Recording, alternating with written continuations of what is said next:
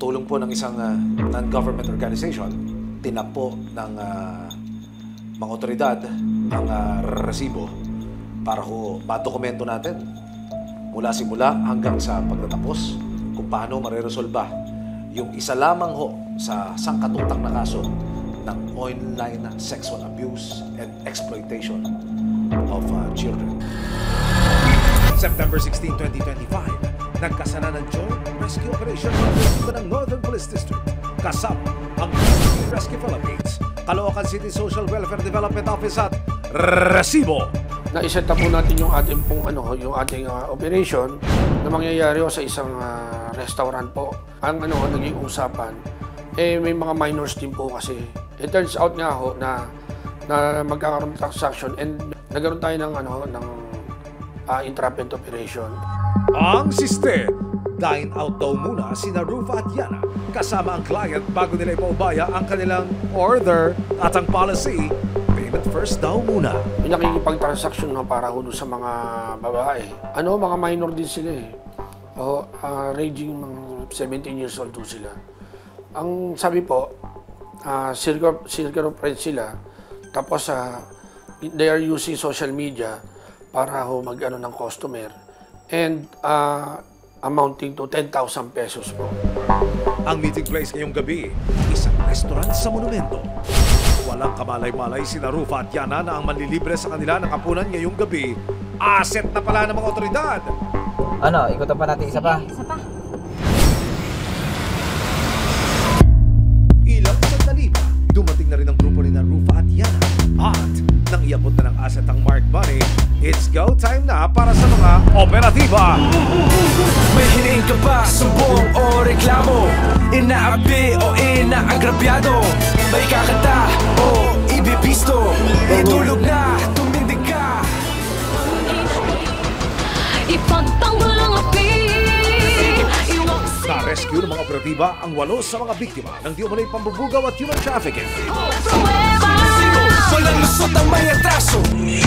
Dinala sa NPDSOU headquarters sa mga biktima at mga suspect. 4 sa kanila mga dalagita sa panayam ng CSWDO Caloocan sa isa sa mga biktima. Ikinuwento ng biktima na itago natin sa pangalang Camille kung paano siya napasok sa ganitong kalakaran. Alam mo ba yung kung bakit ka napunta dito sa lugar na? Alam mo ba kung anong gagawin?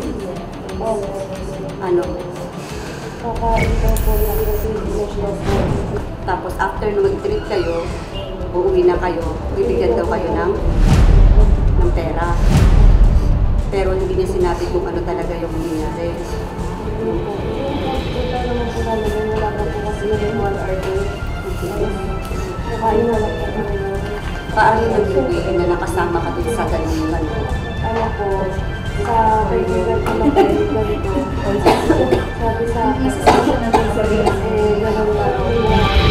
Kwento pa ni Camille, nagtiwala siya sa kanyang kaibigan. Ang hindi niya alam, ibinebenta na raw pala siya nito sa iba't ibang kliyente. Kilala mo sila? Hindi po, first time po.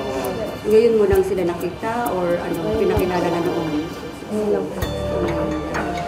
So naniwala ka lang din sa sinabi na kakain lang kayo? Kasi marami naman po kami. Na-rescue tayo yung 8 kung saan 4 dito yung inabridad na nag-range sa 16, 17. Yung 4 naman ay legal age na. Ang magkaibigan na sina Rufa at Yana nasilo para sa kasong paglabag sa Republic Act 11862 o ang Anti-Trafficking in Persons Act. Walang lusot sa investigasyon ng mga operatiba ang atraso ng mga Children in Conflict with the Law o CICL.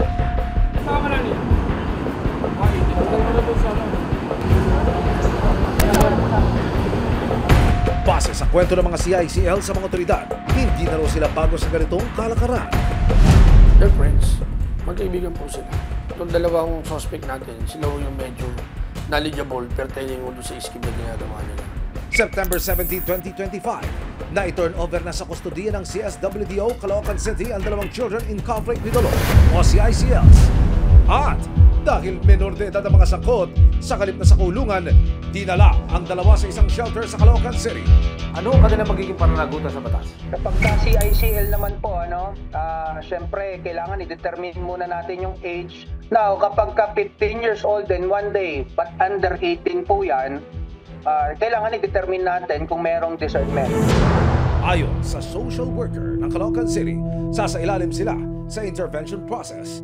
Meron tayong 2 rescued sa ACL na presently po ay nasa pangangalaga ng Bahay Pag-asa ng Caloocan City. Continuous po na nag-undergo po ng center-based intervention program na ito po ay talagang isinasagawa at ibinibigay na programa para sa ating mga sa ACL.